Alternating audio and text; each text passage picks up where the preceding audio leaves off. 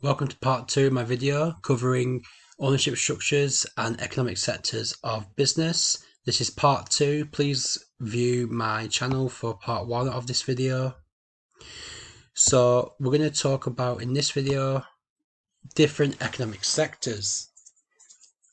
We're going to discuss the primary, secondary, tertiary and quaternary sectors that a business could operate in. So the primary sector are organisations that produce unprocessed materials from the earth or sea. This includes farmers, mining, fishing, forestry, and the list goes on. These raw materials represent the start of the production process for all goods and services. So farming and fishing provide the basis of all food products. Nothing that we own, whether that be furniture, food, whatever it is that we own, cannot be created without the primary sector.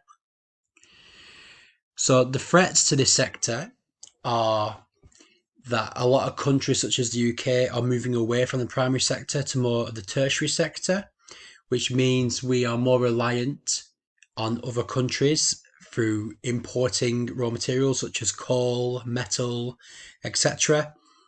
So the major threat in this sector is jobs.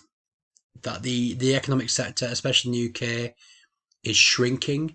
So more and more people are losing their jobs through processes such as automation, where machinery does the job for them.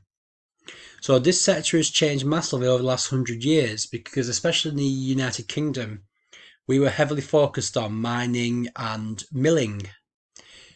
So now we are more focused on the technology and service industry, which means, as I mentioned earlier, we are relying heavily on other countries such as China to import items such as steel, which means as a country we are becoming more and more dependent on others. So if we have negative trade negotiations through Brexit, for example, then this could create problems for our overall economy. So the secondary sector are organisations that process raw materials taken from the primary sector and turn them into finished goods. So throughout this whole process, this product, it could be the sandwich you're eating for lunch, it could be the pen you've got in your hand writing with, has gone through the journey through primary, secondary and tertiary sectors. So in the secondary sector, we have construction, oil refinery and manufacturing. Car manufacturing is a great example of this, as it consists of many parts brought together from a number of different businesses. So your average family car has hundreds and hundreds of components within it, and those components are sourced from all over the world. So that car is a really great example of different countries coming together to create one product from primary to secondary sectors.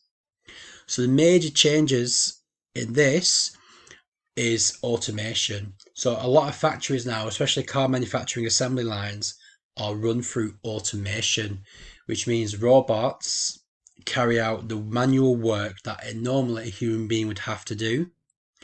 So this is a great provider of efficiency because a robot doesn't take breaks, doesn't fall in sick, doesn't injure themselves. Lots and lots of reasons why a robot is considered to be a more efficient worker than a human being. However, this is more expensive to run because machinery is very expensive. And if a machine breaks, you will still need a specialist engineer often to repair that machine. So you cannot completely take away human interaction.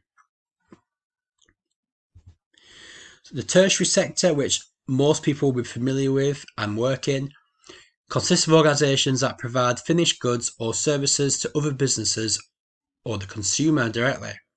This includes retail, leisure, transport, tourism, education, healthcare, financial services such as banks and insurance brokers.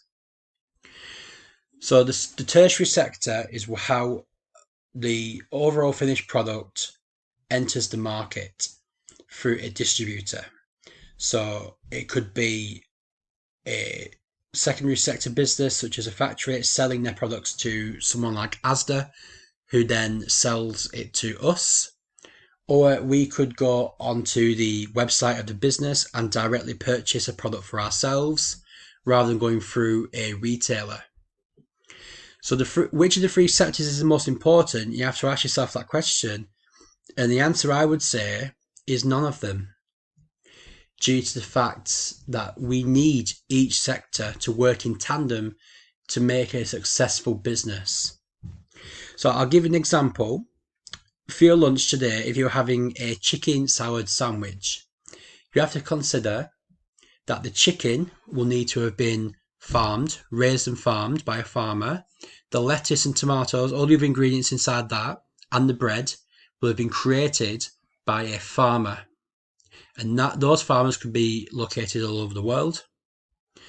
And then that goes through to the secondary sector, where unfortunately the chicken is slaughtered and the fruit and vegetables, whatever the ingredients are for your sandwich, are processed in a factory and assembled to create your sandwich and packaged into your sandwich packaging. And then those sandwiches are then sent to a retailer such as Tesco's or Marks and Spencer's, and you purchase that sandwich directly from that retail outlet. So that is a journey that all products go through. They tend to go through the primary sector, the secondary sector, and the tertiary sector. And the tertiary sector dominates the UK, as I mentioned earlier, due to cheaper costs abroad. So it's cheaper to manufacture products abroad in places such as China or Bangladesh, Indonesia. And the UK has a skill shortage in manufacturing, whereas other countries don't, because we are more focused on the service and tertiary sectors in industry. We also have the Quaternary sector. So this portion of the economy is based on knowledge applicable to some businesses' activities that usually involves a provision of service, includes information gathering, distribution and technology, research and development, or R&D as it's often abbreviated to, vocational education, business consulting, and strategic financial services. So this sector deals with specialist knowledge. So we'll use a strategic financial service as an example. So a business may approach a accounts organization where they will look at your accounts and come up with strategies for your business. So you are heavily relying on an accountant's expert knowledge, and their mission is to sell you their knowledge and expertise in order for your business to achieve its goals. We could still achieve this through self-learning, but often you need a specialist who is highly trained and highly knowledgeable in this field to teach you or do this action for you. Information gathering could be another example. So if you're conducting market research, you might hire a marketing agency who understand data analysis tools such as SPSS, or know how to correctly carry out market research to large groups of people to generate data sets. So you are buying into their skills and knowledge. So we're also now going to talk about the scope of business activities and why that's important. So the three main scopes of activity are local. So I've used the example there of like a local small cafe.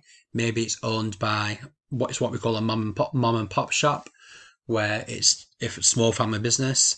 We've got national, such as Costa Coffee, who have a chain of coffee shops across the country, and international. So large businesses such as Coca-Cola, Apple, etc. will all be part of the international.